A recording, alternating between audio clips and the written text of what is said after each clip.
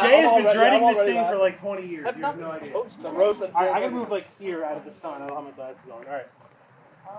So there comes a time in every man's life where they meet that one true soulmate, that one person they know they're gonna love and spend the rest of their lives with. That moment happened to Jay 20 years ago when he met me.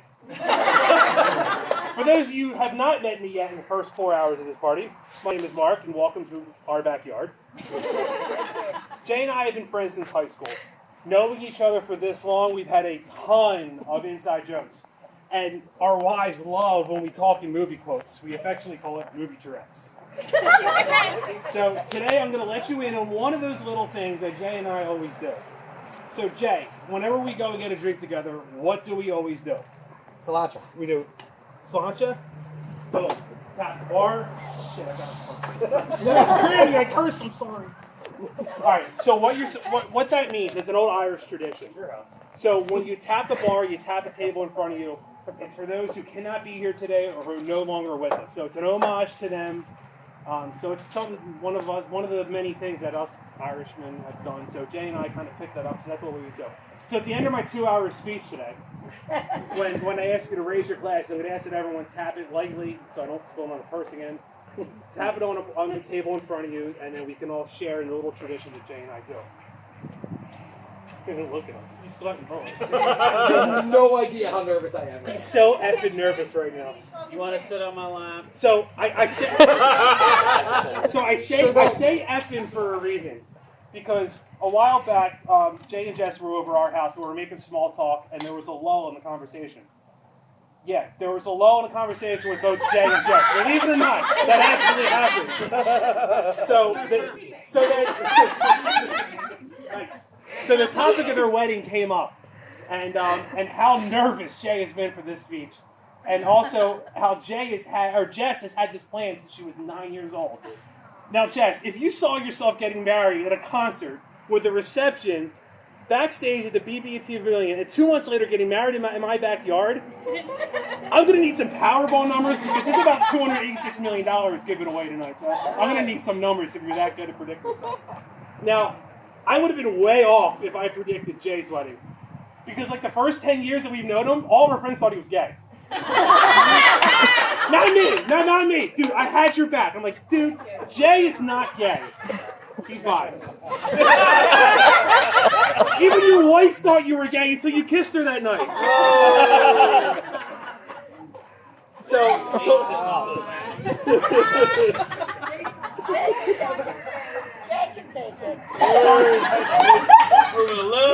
If it makes any better, that's his words. I'm taking applications for a best friend. Jay, you need some bird green. So again, the topic of my speech came up during that lull in the conversation between those two. And when I mean lull, it means Val and I got to say 2 words. That was wrong. So Jess only had one rule for the speech, and I couldn't curse. That's the rule. Failed that. I failed that. I'm sorry. So that takes away this line. Have I cursed yet, Grammy? Yes, I have. And no, I haven't. I thank you. So if I do, just do hear me. All right. Now I'm going to apologize for the curses I've already made. Now, if I do curse again, you can discipline me how Italian grandmothers from New York discipline the younger generation. You can pull my ears, slap me in the head, put a mob hit on me, whatever you got to do. I get it. I hope it's not the latter, but you got to do what you got to do. I get it. Get the wooden spoon. All right. There's a wooden block over there. It's a wooden block. Sherry, you got your wine? I got my wine. All right, good. I can continue with my speech. Okay. All right, so Jay was always a smart kid. He did well through high school. He really didn't have a choice because if being Jewish from Lafayette Hill, you had 3 choices. You could be a doctor, a lawyer, or a disappointment.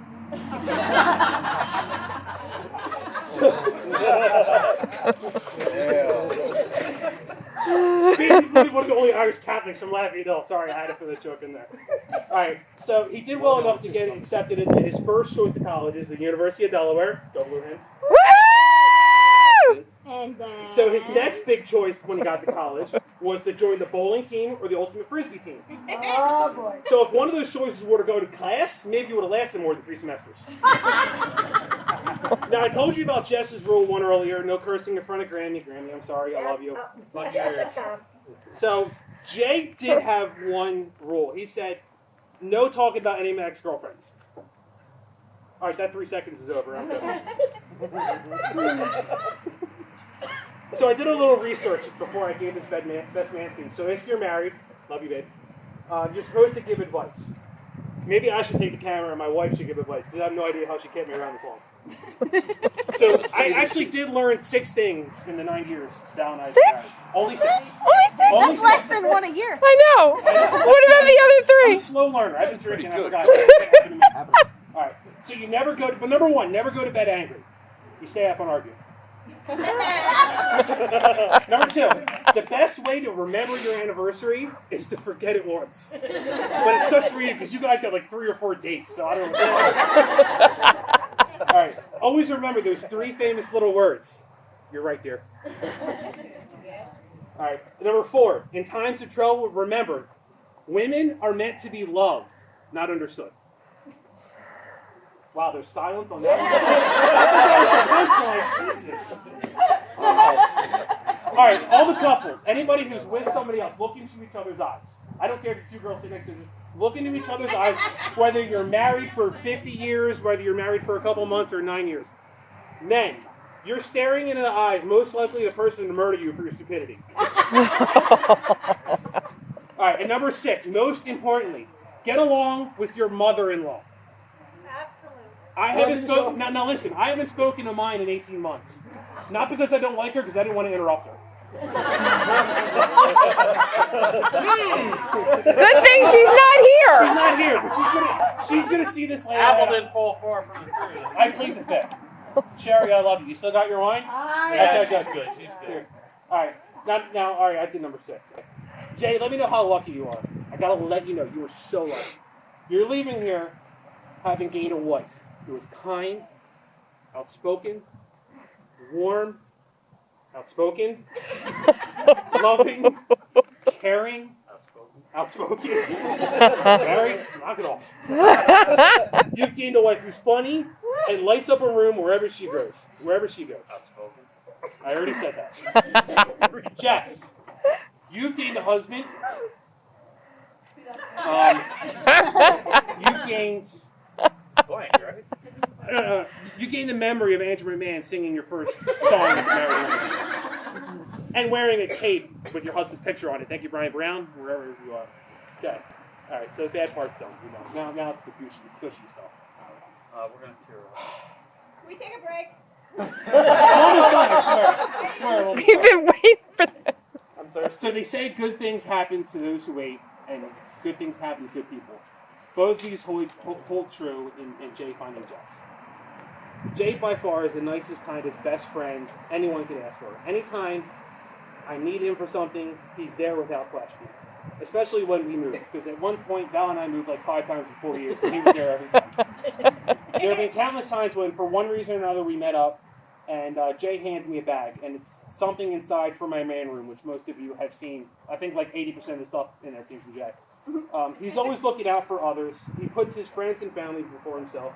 He's always been there for Val and the boys lovingly call him Aunt Jay and Uncle Jess. I'm sorry? Uncle Reverse. Yeah, I've been drinking and I forgot. I like it the other way around. That's referring to your... Many times. That would have been funny if you meant to do it. So there isn't a malicious bone. There isn't a malicious bone in Jay's body. He's just an awesome person and he's a good man, but he's not the best man. My last bit of advice. There are 4 things in life you never do. You never lie, steal, cheat, or drink.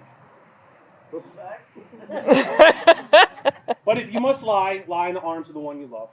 If you must steal away from bad company. If you must cheat death. And if you must drink in the moments that take your breath away. Ladies and gentlemen, Ricky asses up. As the Irish would say, may your troubles be less, may your blessings be more, and may nothing but happiness come through your door. To Jay and Jess. Woo! There's ground.